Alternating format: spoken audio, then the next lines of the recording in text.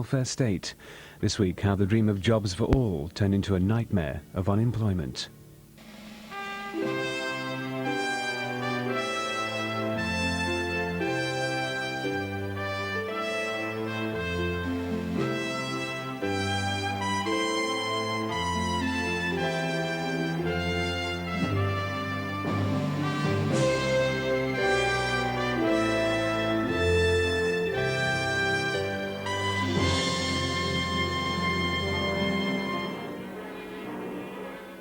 "30 years ago, this valley was dense with smoke from steelworks owned and run by the state. The factories covered 300 acres and in their heyday provided jobs for most of the 90,000 people who worked in the Sheffield area.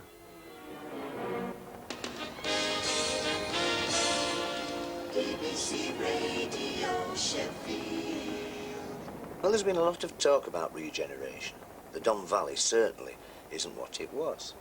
Still, we've got one of the biggest shopping centres in Europe down there now, Meadow Hall. It's a bit ironic, though, that it's on the site of one of the biggest steelworks we had. Leisure instead of graft.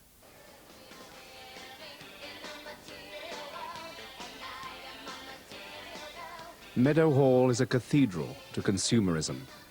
Compared with the days when a factory stood on this ground, shoppers in this shiny new world have choice beyond imagination. But it's not just the buildings which have changed.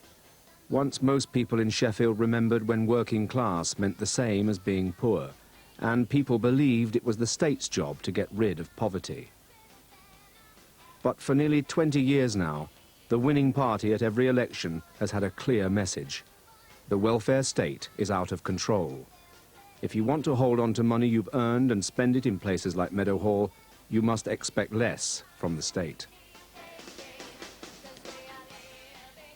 No election, sadly, is going to be won on that campaign to eradicate poverty.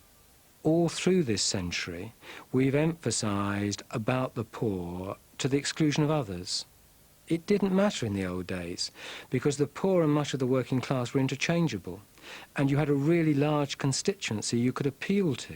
That, large as they are in numbers, they ain't a winning combination. The driving force behind the post-war welfare state was the nightmare of the 30s. Poverty then was widespread. Nearly 3 million people were thrown out of work during the Depression. Benefits were not automatic. They were means-tested and hard to get. They were also based on the income of the entire household. Nobody who hasn't lived through it can have any sense of the barbarism and cruelty of the philosophy which governed the country in the Depression years of the 1930s. I remember the effect on people's thinking of Walter Greenwood's Love on the Dole. It was an enormous impact on people. Love on the Dole is the story of how unemployment destroyed a family. The son, unable to find work anywhere, was refused dole because he lived with his family. The household means test. If they made the great mistake of getting themselves unemployed, then they had to sell the piano before they get a pennyworth of help. You know, the household means test broke up families. Now, it's no good you're waiting. I've told you before there's nothing for you. You've been knocked off dole. Your father's drawing unemployment benefit and your sister's working. There's no appeal.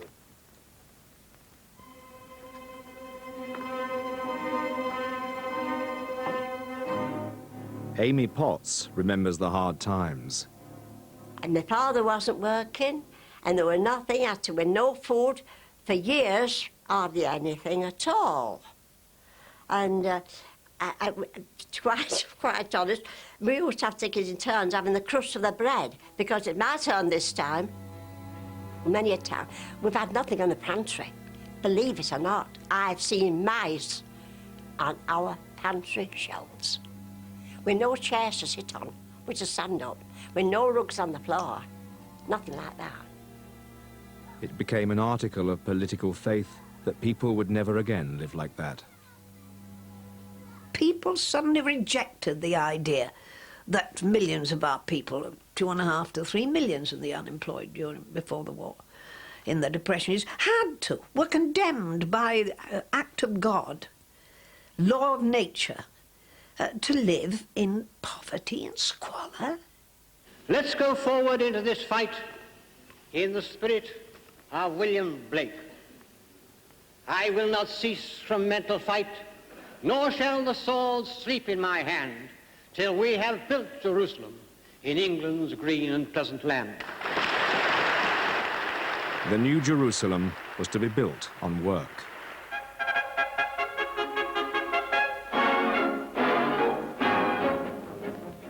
Calling all workers. The end of the war, alas, doesn't mean the end of hard work. Business, trade, industry, they've all got to go on, and each day we must take the early road to work by bus, train or tube, without much let-up, but with a cheerful spirit if possible. All parties subscribed in those days to the basic Keynesian idea that government should spend money to create jobs.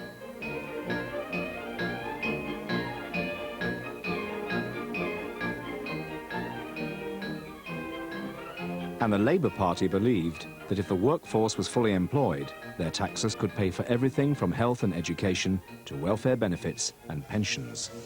Remember, we need a steady pull and a long pull, with our hearts in our work. What do you say? With our hearts in our work, so that we get more and yet more production. in each individual case, there's some readjustment coming. Women who've worked for years in industry and transport have got used to the life, which has its compensations. Full employment in those days meant men only. Women who joined the workforce during the war were now expected to return to their traditional roles. Now these same women are going back to make a home for their demobilized men. After 5 years of working to this tune, there's no escaping it.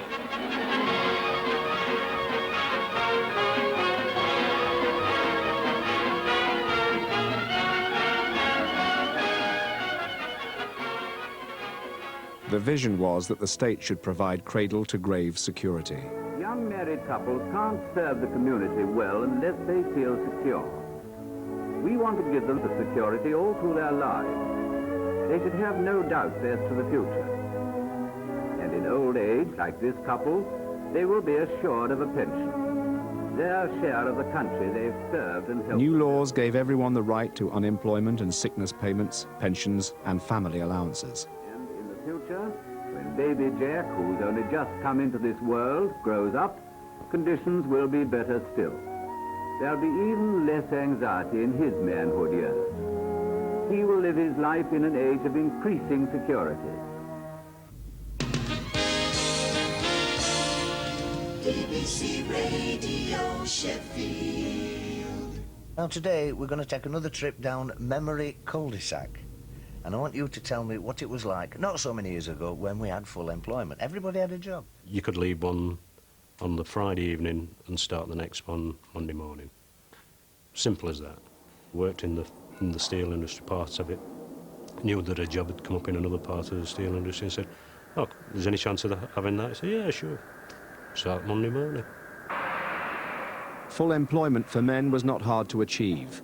Rebuilding Britain after the war used every man available. Women were back in the home, and traditional British industries were not yet feeling the chill wind of competition from Europe and Japan.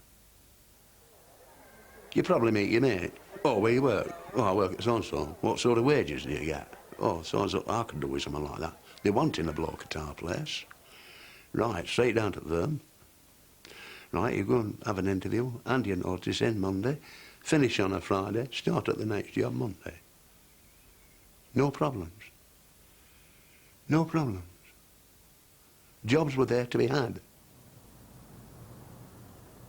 Working in the same industry and living in the same neighbourhood led to a strong sense of community.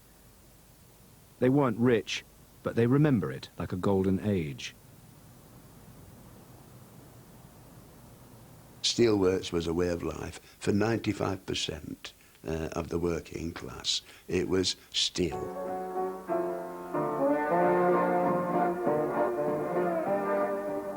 The working men's clubs thrived, and they didn't just entertain, they helped look after the old and the young.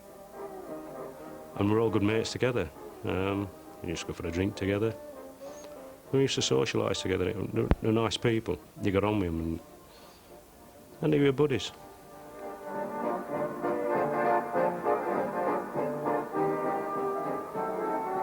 Everybody knew everybody. And you took the wife in, or you went with your parents or whatever. Everybody knew your parents, everybody knew your wife.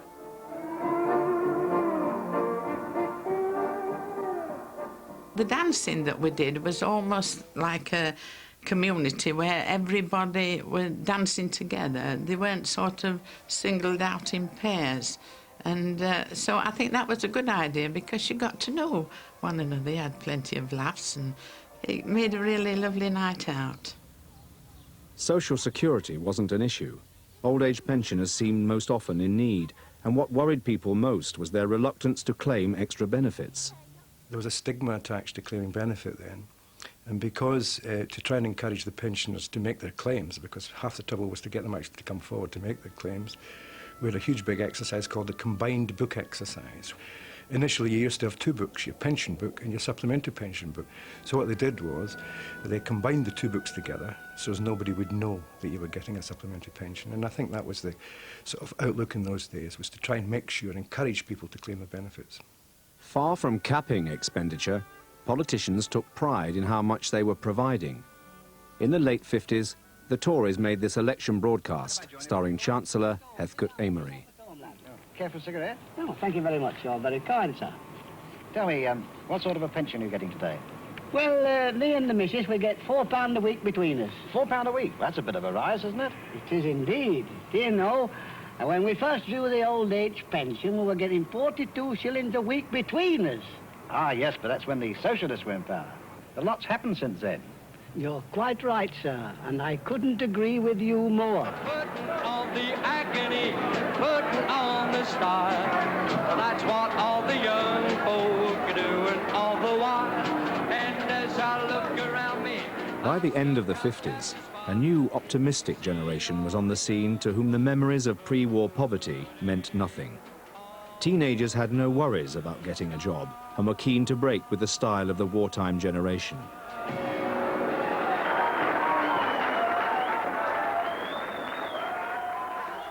Lady Lewisham, what do you think about our teenagers? I think they're splendid. I've met very many teenagers up and down the country when I've been travelling around, and I've been always particularly struck by their enthusiasm about everything, by their new ideas. Harold Wilson, elected in 1964, appeared in harmony with the new ideas, the man who would forge a new technological revolution and keep the country growing. Now, Paul. Same goes for me. Thank you very much for giving us this Silver Heart. But I still think you should have given one to good old Mr. Wilson. All those now in favour of this gesture? Wages were rising steadily thanks to economic growth and the negotiating power of the trade unions. Union membership was compulsory in every major industry, and a combination of union muscle and weak management helped push wages up. This morning. Everybody raise your cards, search your conscience as trade unionists. Raise your cards. The battle between the shop floor and the management became an annual ritual. Neither side seemed to notice how fast the competition abroad was growing. After due deliberation, Major Hitchcock, the Works Committee has had to call a stoppage in response to our members' wishes. Oh, really? Well, what precisely is the trouble? The members feel that the agreement negotiated with respect to time and motion study is being contravened. There was a dark side to the moon. A year after Wilson took office, a report on poverty revealed there were still corners of Britain which 25 years of the welfare state had not reached. It said that 1 in 20 households were living below the poverty line. A group of Quakers formed an emergency committee. Although concerned, they were convinced that it could be dealt with more or less overnight. They were so appalled by the information they collected together. They thought, now we have a Labour government, all we need to do is to present that government with a memoranda saying this is the problem, this is what should be done, and the whole thing will be over by Christmas. No point having a bank account, because we won't be here that long, and it'd be absurd to have members. This is a very short-term campaign, very specific, it's quite clear what the government should do. It didn't turn out to be that simple. The committee became the Child Poverty Action Group, which is still going strong today. I used to often see families on a Friday when their money hadn't been available for whatever reason, coming to the department, and we at that time could give cash grants. But we had to check out. So I would go to the house to check out whether they had food. And, you know, it was a shock to me to see a family where there was nothing. There was nothing in the cupboard. The cupboards were bare. Social security in those days was a backwater. David Donison, later chairman of the Supplementary Benefit Commission, found his section out of touch with reality. They just didn't think it was anybody else's business to know about the system. There was no great effort to inform its users of their rights. They treated academic researchers outside the system as the enemy. They didn't publish the results of their own research. It was a private kind of fiefdom, and I think people genuinely thought that was the most humane and sensible way of administering benefits for poor people. There weren't the advice centres around then like there are now. Well, if it was around, I didn't know about it. And so, of course, when you went down there, you had to rely on everything they told you. But that was soon to change. One of the reactions to poverty in the midst of plenty was a growth in welfare rights groups that would put the department itself in the eye of the storm.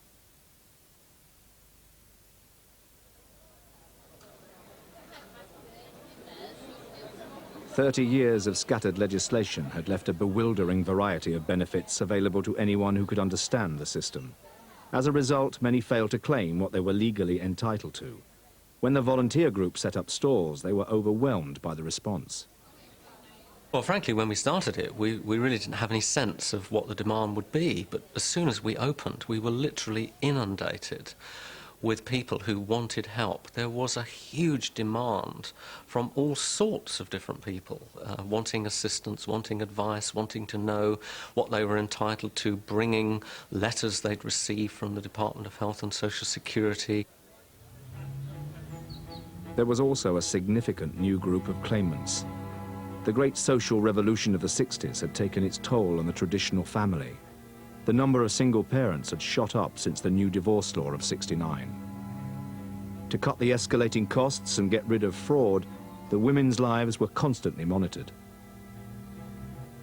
And they said, right, well, if you've had sex with anyone since you split up with your husband, you will not be able to claim maintenance for yourself.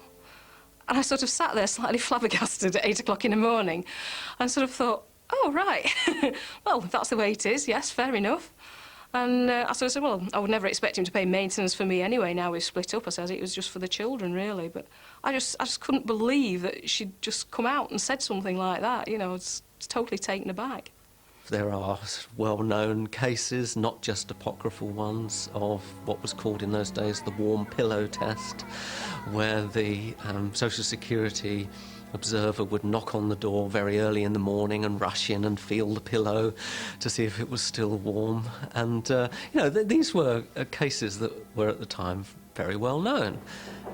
Single parents were spied on by Social Security snoopers, and on numerous instances we had to argue against that kind of evidence in a tribunal.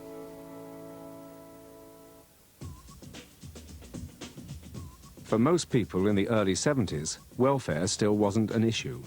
Britain was booming. Everyone was benefiting from a general rise in living standards. The old poor working class was fast disappearing. Everybody had money in their pockets. Everybody felt flash and confident. The pubs were full. The working men's clubs were booming. The dance halls, both football clubs were doing well. The guy that actually ran the Fiesta, the nightclub in town, went to America to try and book Elvis to come to Sheffield. Of course, he didn't come. Sheffield of the 70s swings. The glitzy image of Sheffield's 1972 commercial was about to shatter. The miners' strike of 1974 was the turning point. The Conservative government under Edward Heath was already grappling with the effects of a huge rise in oil prices. As the winter wore on, the country was put onto a 3-day working week. Then Heath called an election, fought on the issue of who governs Britain, and lost. Heath left Number 10, taking his piano with him. It wasn't just that he had become out of tune with the times had changed. The strength of the unions was only part of the story. Even with government help, British industry was falling further behind its foreign competitors. The Labour government was forced to borrow from the International Monetary Fund. A condition of the loan was that it made drastic cuts in public spending, finally breaking with a Keynesian tradition. The cosy world, which we were told would go on forever, where full employment would be guaranteed by a stroke of the Chancellor's pen, cutting taxes, deficit spending, that cosy world is gone. People were beginning to feel the pinch. Inflation was eating into wage packets. Taxes were hitting the lower paid as well, and unemployment began to move up to 1 million. At the same time, social workers had become quite skilled in getting benefits for the poor. You won't be able to give him any money next Monday. I see. You've got nowhere to stay tonight. The staff simply couldn't deal with the increasingly complex cases put to them with the help of welfare rights officers, and they were having to invent their own rules to cope with it. And in the most hard-pressed ones, people would just say, "Well, for God's sake, has she been in the last 6 months? No, okay, and is she asking for more than 20 quid? No, okay, give her the money. We haven't time to visit. We haven't time to look into the case." Benefits kept pace with the movement of prices or incomes. That led to a slow but perceptible closing of the gap between benefit levels and average wage rates. And that was welcome. It was not necessarily welcome to the voters out there. We were dealing with an increasingly hostile public. The press played up to the changing mood. Every other day there'd be headlines, Scroungers Charter, Scroungers Incorporated, horror stories. But you know me, never let the facts get in the way of a good story. One day Fleet Street discovered, would you believe, that under reciprocal arrangements within the European community, people on the dole could actually go and live in Spain, Germany, Holland, and still draw their money. If they couldn't get their money direct, they could always get a neighbour to go and claim it in their name, all sorts of fiddles going on. And there they were, lying in the sun, unemployed people, no jobs, drawing the dole. So immediately it was born the Costa del Dole. That headline ran for weeks. You could bet your life that a day, 2 days later, the first of the television crews will arrive. And since there's so much villainy in newspapers, since so much of it is a scam and often doesn't exist, the poor old television crew, you'll find them walking about lost 3 days later saying, well, where are all these scroungers, all these people living on the dole? We haven't found one. By the late 70s, Social Security was becoming a bad word, not a good word.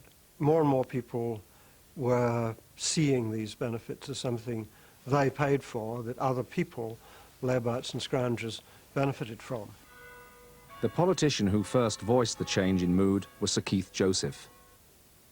Sir Keith began to argue that the basic consensus about the role of government was all wrong. The government's job was to control inflation and provide the conditions in which private industry could flourish. He became guru and mentor to the new Tory party leader, Margaret Thatcher. He preached a new radical message that if some people were free to become wealthier, it would ultimately benefit everyone. But we shall not get the benefit that has helped our neighbours to reduce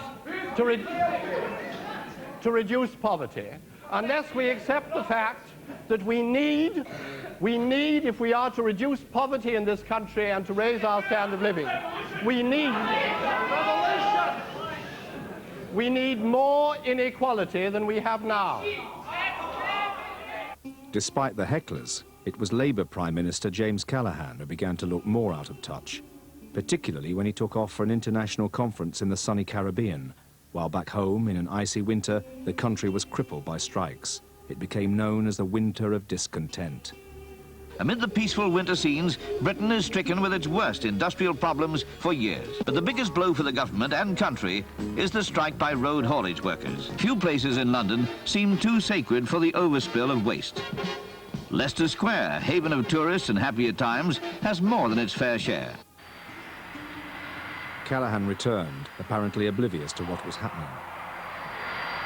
You look at it from outside, and perhaps you're taking a rather parochial view at the moment. I don't think that other people in the world would share the view that there is mounting chaos. Crisis? What crisis? It was a gaffe the government couldn't survive. Crisis? What crisis?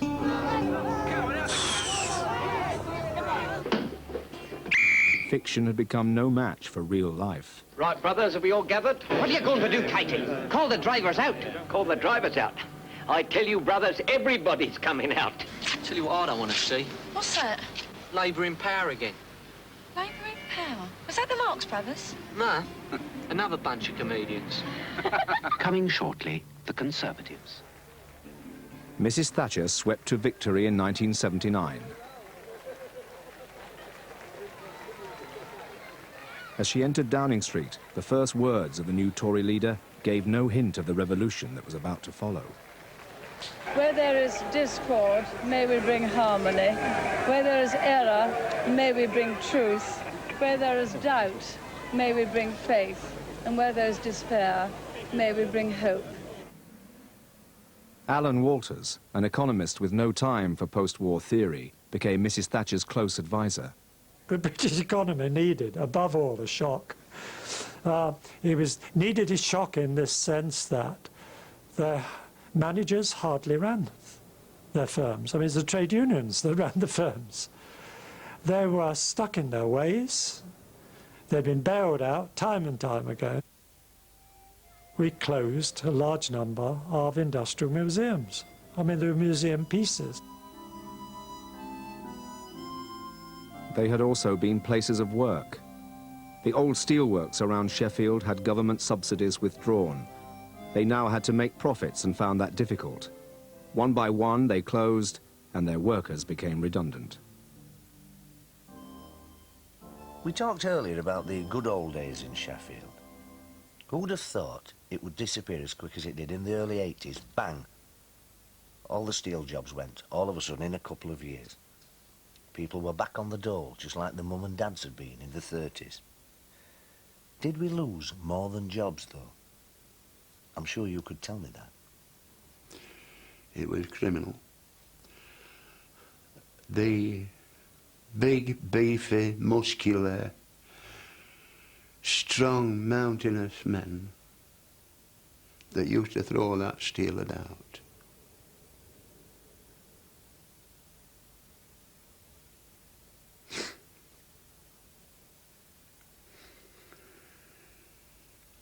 Some of them you think haven't got a tear in their eye.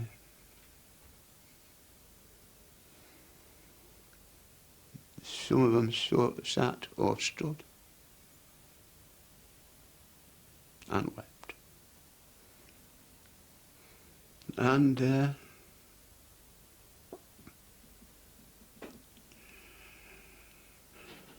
were a few men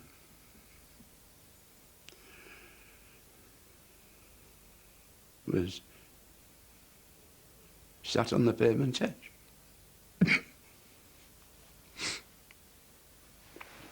crying, heartbroken.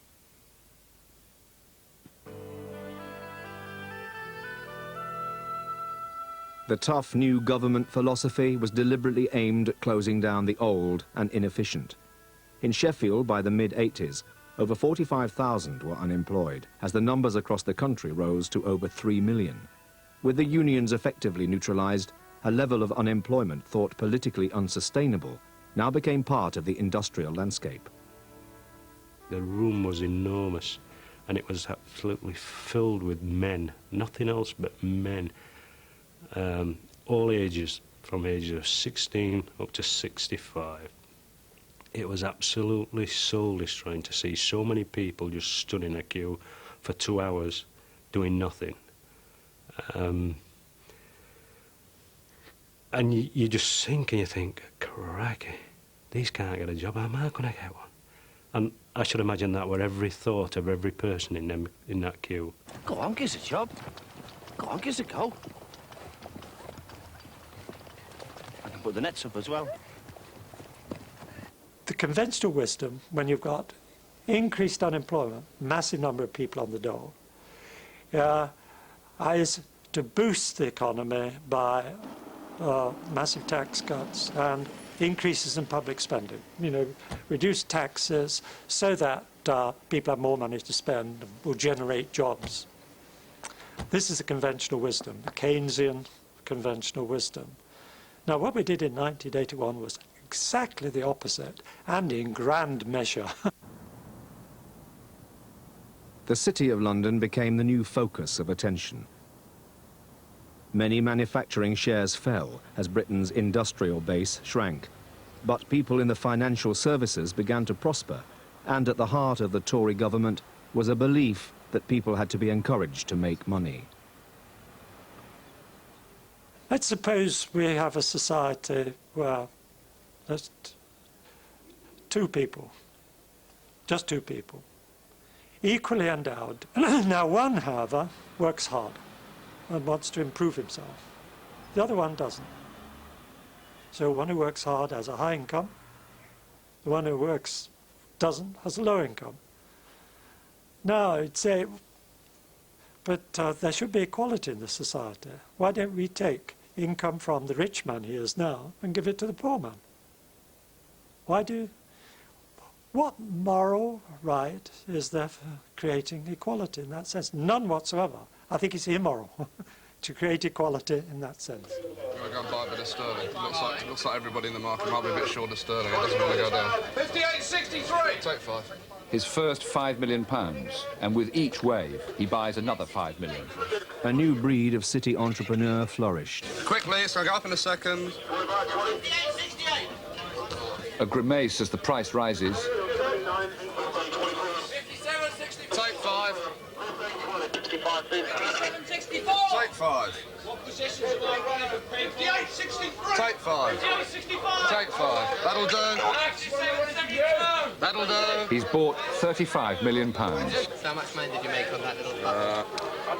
£75,000. How much? About £75,000. That took you about half a minute. The price just Took about 3 minutes. 80.85. Where does government money come from? It comes from taxing successful industry and commerce. There's nowhere else. It comes from taxing successful industry and commerce, and the people who work in successful industry and commerce. Tell me any other source. Tell me. But isn't that enough to decrease 20% unemployment? No. But people here would argue that you're spending millions, for instance, on the unemployed people. Oh, what about unemployment?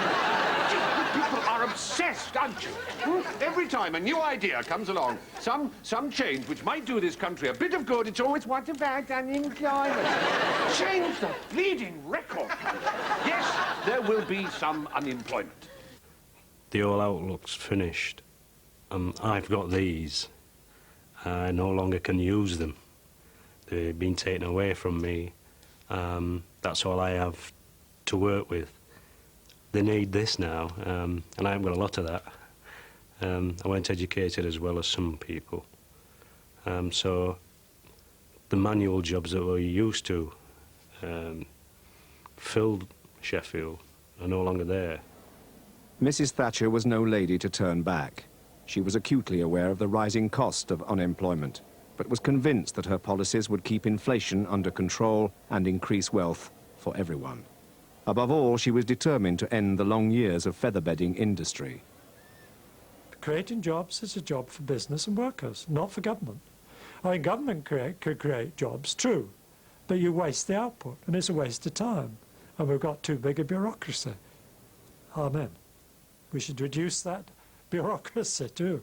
So that's the theme of Thatcherism throughout. By 1985 or 6, somewhere around about there, we were producing the same amount as we did in 1979, but with 1/3 less labour. That's how much it had been put in order. I have no intention of doing that. I have no intention of telling you.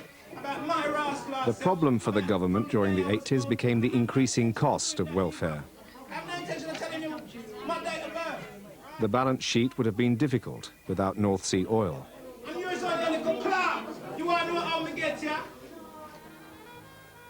Pensions were the biggest single item of social security. Thanks in large part to the benefits of the welfare state, old people were living longer. One of the first acts of Thatcher's government was to change the way the pensions were calculated. They reckoned it would save them over £43 billion in 10 years. But it meant that those who assumed they could depend largely on a state pension felt the promise of a secure old age had been forgotten. We always were told that we would be looked after in his old age, and I don't think they're doing a very good job of it. I mean, in actual fact, you can just barely manage with difficulty, and that is hardly living, in my opinion. That it's just existing. I feel betrayed, and it's I don't feel as though they're giving us enough. And like that £10 bonus, what they gave them years ago, is still £10. That wouldn't buy a sparrow a pair of leggings, that would it? Eh? £10 not, is it? Not at all. Don't buy a lot these days, is it? £10. Nothing. In 1988, the Chancellor, Nigel Lawson, came up with a budget that widened the gap between rich and poor still further. I propose to abolish all the higher rates of income tax above 40%. Everyone paying tax is now better off. At £90 a week, you will gain £1. At £170, £2. And at £290 a week, £4. But it's the truly enormous tax gain made by those already earning £490 a week and more that's caused the trouble. These people are now £27 a week richer. A cut in top income tax rates had been expected, but not down to 40%. That was well received. The city was firing on all cylinders. Yuppies bloomed in the hothouse, as did many others. But differences in earnings grew. It is true that the inequalities have probably increased rather more in the Anglo-Saxon world than they have, say, on the continent of Europe. It's a difficult issue which is going to have to be addressed, but it should be addressed, in my opinion, by tackling the problem of poverty, trying to help people to get into work, rather than by knocking the entrepreneurial, the talented, the able. I don't think that you make the poor richer by making the rich poorer.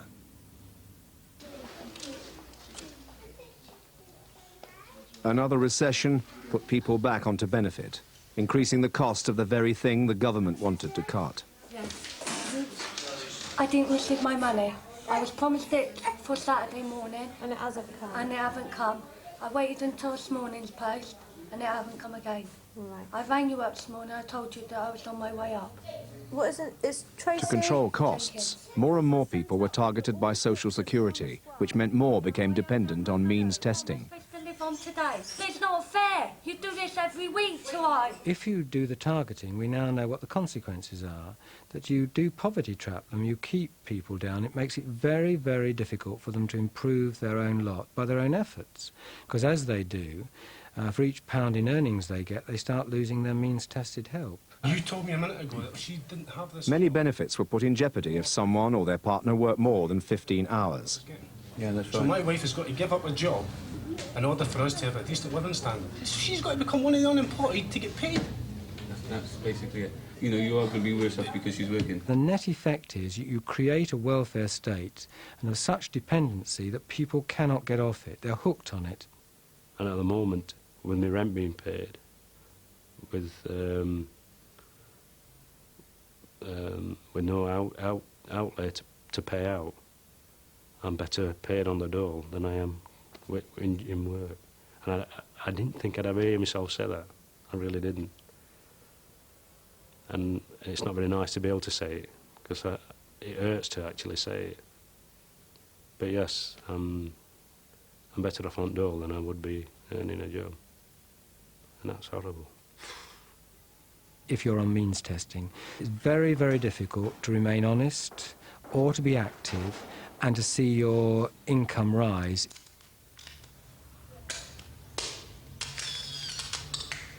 Investigators like these had to make sure that anyone claiming benefit wasn't doing any work on the side. Welfare fraud had become a significant problem. When beggars arrived on the streets in the late 80s, it was a visible reminder of the poor. Until the 70s, everyone had shared in the general prosperity. But now the poorest 25% were missing out. The gap in earnings between the top and the bottom was greater than at any time since records began in 1886. It was the alienation of the poor, though, that became a growing concern in the 90s. A stolen Range Rover is crashed through the metal shutters. The rising crime rate was seen by many as linked to unemployment. 6 robbers are in this team, and they head straight for the video recorders and video cameras. A lot of young people just feel marginalised, out of the mainstream of society. And it's very difficult to try and convince young people, from the police point of view or anyone else's point of view, that, like, stay out of trouble, because they can see that actually there's no reward for them, in a sense, for being honest and straightforward, because all they can look forward to is dole.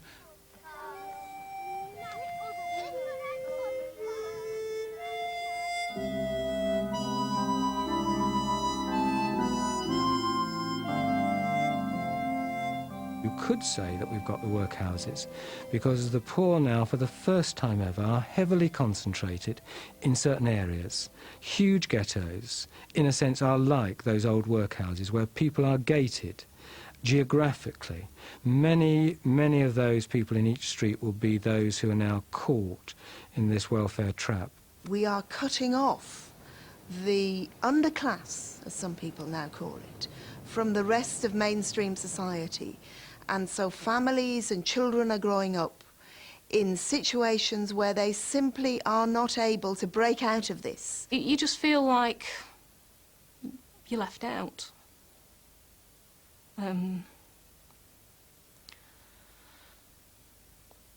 Sorry.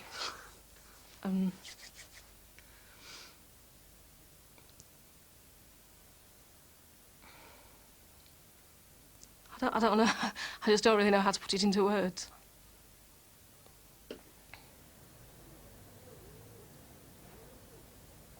Not everyone who becomes poor stays poor.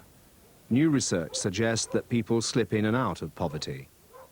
You look back now at the communities and what they were and what they are now, is now that people feel isolated, the utter isolation. People have gone into their own shells, gone into themselves. There's none of this good neighbour, next door neighbour, none of that at all. If somebody wanted helping out, my next door neighbour will never help me out, and I never help him out. The attitudes have changed. The community spirit's gone. It's dead. It'll never revive until people get some respectability back, until some people get something to fight for, and they see nothing to fight for without a job. You need a job. The old community in Sheffield may be dead, but there is a new one in its place. It's more private, less cohesive than the old, more concerned with individual success than public enterprise. The jobs there have changed, so has the scenery. People now work in retailing and banking. Sheffield produces 1/3 more steel than it used to, with 1/8 of the workforce. Many people are prospering, but there are still 30,000 out of work. In the central plaza of Meadowhall Shopping Centre stands a monument to the society we have left behind. To older people, the bronze steel workers may be an object of pride, but to children who have never known the days when a factory stood on this site, they're just another place to play. 20 million shoppers come through Meadowhall every year, they say. They're part of the better-off majority who've put so much distance between themselves and the old working-class life. If the last 4 elections are anything to go by, most of them want to spend money themselves, not give so much to government to spend on other people's problems. I think, obviously, there will continue to be state provision for the elderly, state provision for the poor. I mean, that is a part of any civilized society. But we are becoming a progressively better off society. And as we become a progressively better off society, then it is logical and sensible and right that more and more people should make provision for their own old age, for their own ill health whenever that unfortunately strikes them or whatever, make provision themselves. The cost of social security is now £85 billion, nearly a third of all government spending. But if we reduce that too much, some argue, we will create a more unequal society. If present policies continue, it will be turned into a safety net style welfare state that is only used by the very poor and deprived, and the rest of society will be encouraged to take out private forms of welfare or occupational welfare. And I think that that would be a social disaster, because it will drive a wedge between different groups in society, between rich and poor, and will increase social divisions. The cost of welfare benefits has risen 700% in real terms during the last 50 years and is now at an all-time high. But the less publicised fact is that as a nation we spend a lower share of our national income on the total welfare state than any other Western European country, except Portugal. I think you can argue that we need the welfare state more now than we did in 1945. If you look back at 1945, this was a period of relatively secure jobs, full employment, lifetime employment. We're now moving into a much more uncertain world of part-time jobs, changing jobs, short-term jobs, periods between jobs. And in those circumstances, a safety net, a state system of support for healthcare and indeed for pensions is probably more necessary, oddly, than it was in 1945. Just the nature of the world and the greater insecurity of jobs and of family structures is so much greater now. We probably need more safety nets of various kinds than we did in 1945. The world that ushered in the old-style welfare state has gone. Family life and work patterns have changed. So has society. The debate about the future of the welfare state has become central to all our lives. The argument is not whether there should be a welfare state, but whether it should be for all or just for some. Today, there is no clear vision like there was back in 1945. I will not cease from mental fight, nor shall the sword sleep in my hand, till we have built Jerusalem in England's green and pleasant land.